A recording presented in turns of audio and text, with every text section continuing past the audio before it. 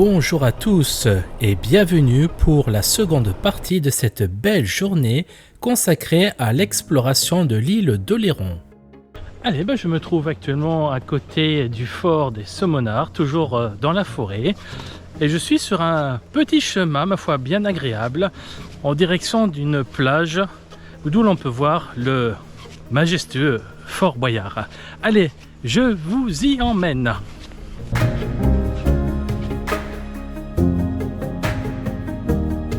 Vraiment, je vous invite à venir ici. Cette forêt est fort agréable.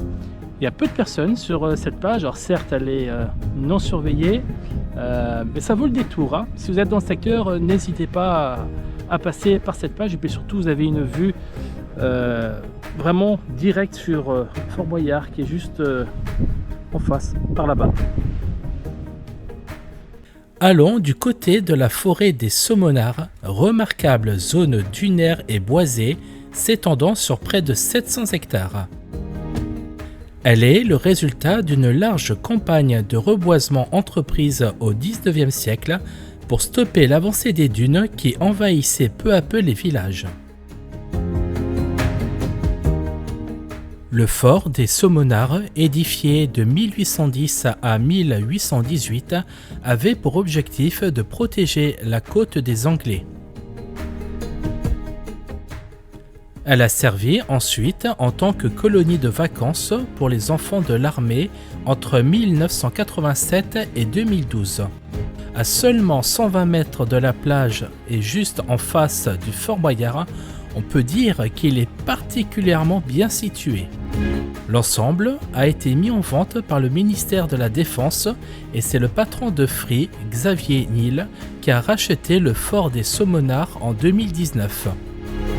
C'est un ensemble de 8 bâtiments répartis sur plus de 25 000 m² qui va nécessiter d'importants travaux avant d'être investi par une école d'ingénieurs, la fameuse école 42.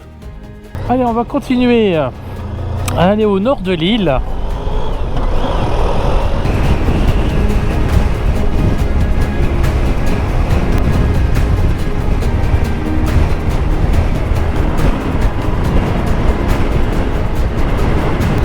Oh là, ça m'a l'air bien bon.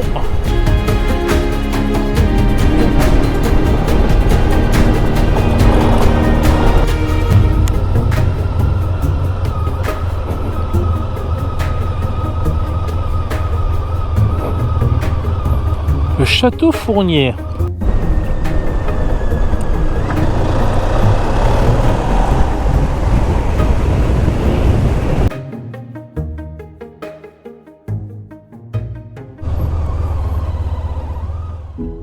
Entre mer et marais, le port du Douai est situé à l'est de la commune de Saint-Georges-d'Oléron. Aménagé dans les années 1840, le port et le chenal du Douai avaient pour objectif de faciliter le trafic commercial de sel et de vin. Par la suite, le port se retrouve presque complètement ensablé et le restera pendant 50 ans. Jusqu'à ce que la vogue des loisirs nautiques reprenne, ce qui poussera la municipalité de Saint-Georges à le réhabiliter. Allez, on va prendre à droite. À vrai dire, ça m'arrange assez parce que ça va nous permettre de longer l'océan Atlantique. Alors ici, comme vous pouvez le remarquer, c'est le paradis des vélos. Il y a plein d'endroits où il y a des pistes justement dédiées pour les vélos. Et puis évidemment, ça ne demande pas les mêmes efforts que sur la route des Grandes Alpes. Il n'y a pas de sommet à plus de 2000 mètres. L'île d'Oléron, c'est plat. Visitons maintenant le second port de Saint-Denis d'Oléron, commune la plus septentrionale de l'île d'Oléron. Il s'agit d'un port de plaisance totalisant 730 anneaux, de quoi attirer, peut-être, l'attention de Peter Jackson pour son prochain opus du Seigneur des Anneaux. Il faut remonter au XIIe siècle pour trouver la trace de l'édification de ce port. S'ensuivit une suite de constructions et de réparations de digues pour lutter contre l'invasion du sable jusqu'à ce qu'il soit totalement abandonné.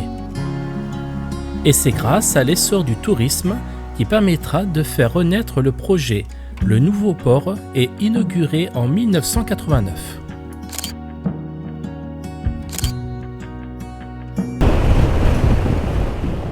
La prochaine étape va m'emmener du côté des rochers d'Antioche, à proximité du phare de Chassiron. Situé à proximité de la côte, le rocher d'Antioche est une résurgence en mer des falaises de Chassiron. Long d'1 km et large de 700 mètres, cet endroit est très dangereux car elle fut le théâtre de nombreux naufrages, comme celui du port Caledonia à 4 mâts battant pavillon finlandais. Ce mauvais rocher est apparu dans les récits dès 1550. On y a inscrit des dizaines de fortunes de mer. Il faudra donc attendre le milieu du 19e siècle pour installer une balise métallique.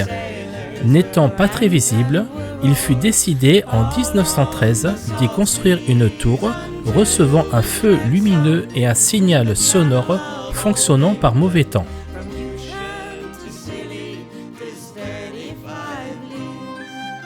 En raison de l'important trafic maritime dans le pertuis d'Antioche, il a été nécessaire de baliser la côte. Une première tour, haute de 33 mètres, est alors construite sur proposition de Colbert en 1685. Et c'est à l'aide de 2 feux entretenus au bois qu'il sera visible. En raison de l'érosion de la côte et de son inefficacité liée au trafic maritime en constante progression, il fut décidé de construire un second phare, celui de Chassiron tel qu'on le connaît aujourd'hui. Il a été construit en 1834 et il est haut de 46 mètres. En 1926, le phare de Chassiron a reçu 3 bandes noires de peinture pour mieux le différencier du phare des Baleines situé sur l'île de Ré. Ces 8 faisceaux lumineux sont visibles jusqu'à 52 km par temps dégagé et offrent un éclat toutes les 10 secondes. Depuis 1998, il est automatisé depuis La Rochelle. Un escalier en colimaçon de 224 marches permet d'atteindre son sommet et de profiter d'un panorama à 360 degrés époustouflant. Incontournable de l'île d'Oléron, 170 000 visiteurs s'y rendent chaque année. Continuer cette journée, moi j'ai pris un petit peu de retard, c'est tellement beau, discuter avec des gens fort sympathiques qui posent beaucoup de questions sur les drones, ça fait plaisir.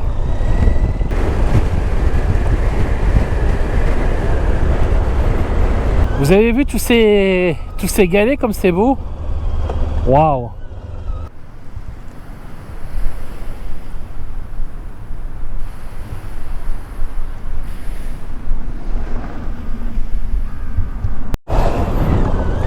Bon là je crois qu'on aura compris dans quel sens le vent souffle. Waouh, c'est impressionnant. Ah, et puis cette route ombragée, ah, j'aime beaucoup. Vraiment, il y a moyen de passer une belle journée côtinière. T'as une belle déco sur ce rond-point là.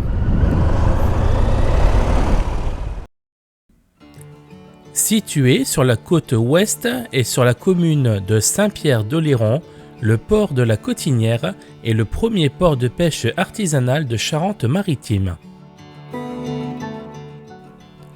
Avec un tonnage qui dépasse 5000 tonnes annuelles, la diversité des espèces, environ 90, et la polyvalence de la flotte, 95 navires pour 300 marins-pêcheurs, caractérisent bien le port de la Cotinière.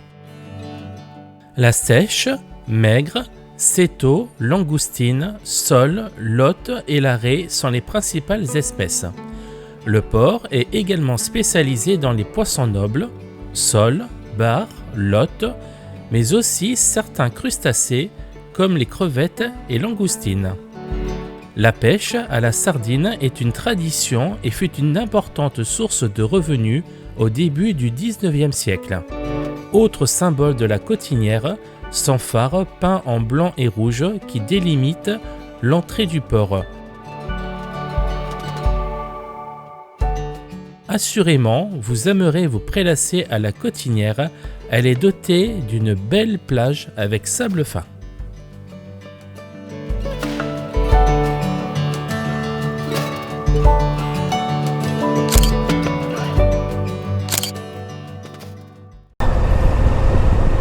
Allez, je me trouve sur la route de la Grande Plage pour terminer cette belle journée. Alors non, je ne vais pas baigner parce que je suis très en retard, comme souvent.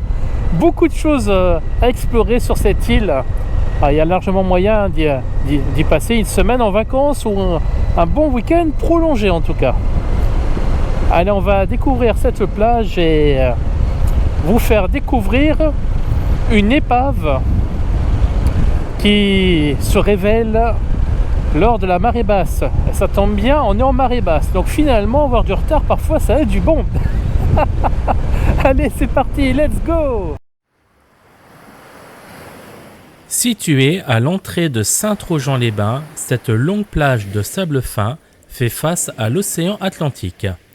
Bordée par la forêt de pins et de dunes, c'est l'une des plus belles plages de l'île d'Oléron. Elle est réputée pour les sports de glisse grâce à la qualité des vagues.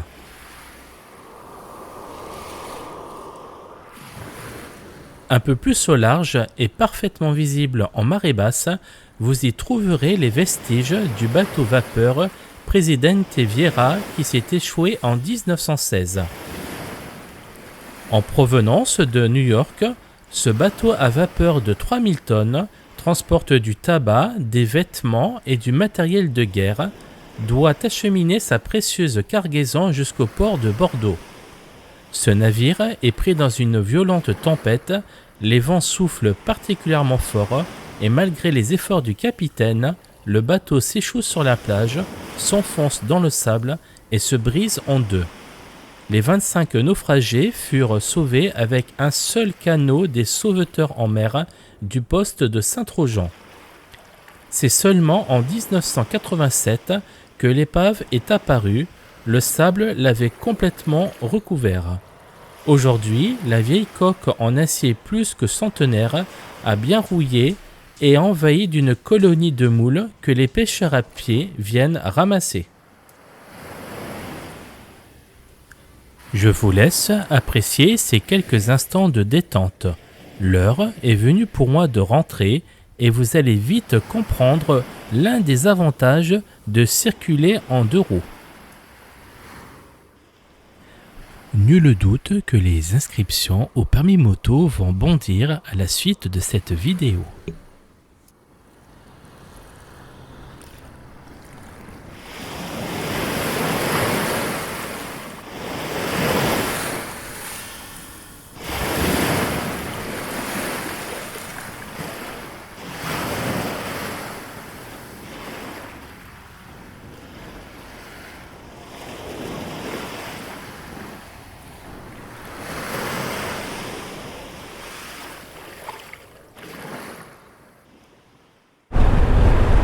Et bien voilà, je suis sur le point de quitter l'île d'Oléron.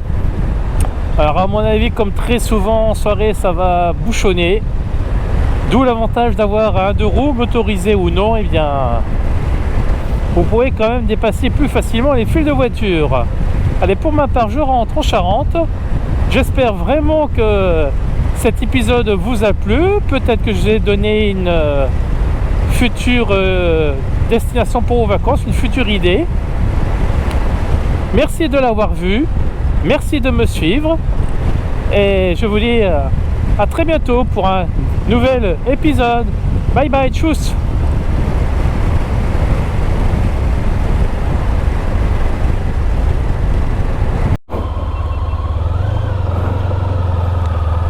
Qui avait raison, c'est moi.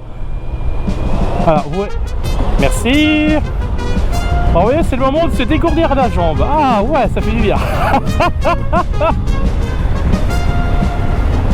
Ah oui. Ah, vive le deux roues. Ah, c'est bon le deux roues. Ah ouais.